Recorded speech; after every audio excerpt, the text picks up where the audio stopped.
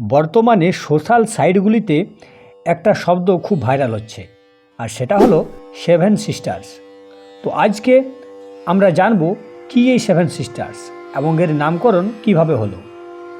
আসলে এটি হলো ভারতবর্ষের উত্তর পূর্ব অঞ্চলের 7টি রাজ্য, যাদের 7 বোন বা সেভেন সিস্টার্স বলা হয়। সালটা ছিল 1972। ত্রিপুরার সাংবাদিক মাননীয় জ্যোতিপ্রসাদ সাঁইকিয়া এক বেতার টক শোতে ভারতবর্ষের এই 7টি রাজ্যকে একত্রে সেভেন সিস্টার্স নামকরণ করেছিলেন। আসুন জানব ঠিক কোন কোন 7টি রাজ্যকে একত্রে সেভেন সিস্টার্স বলা হয়। এই 7টি রাজ্য হল অরুণাচল প্রদেশ, আসাম, মণিপুর, মেঘালয়, মিজোরাম, নাগাল্যান্ড এবং ত্রিপুরা। ভারতবর্ষের উত্তর পূর্ব প্রান্তে এই 7টি রাজ্য বাংলাদেশ সংলগ্ন।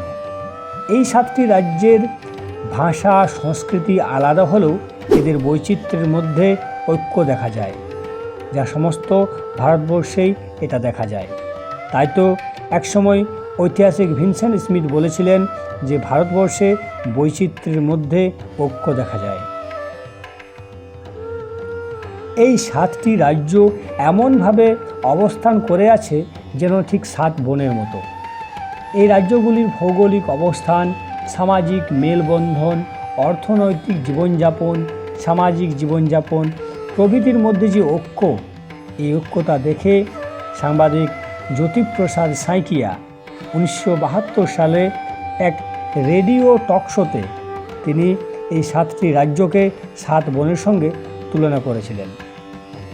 আর তখন থেকেই এই 7টি রাজ্যকে একত্রে সেভেন সিস্টার্স বলা হয়।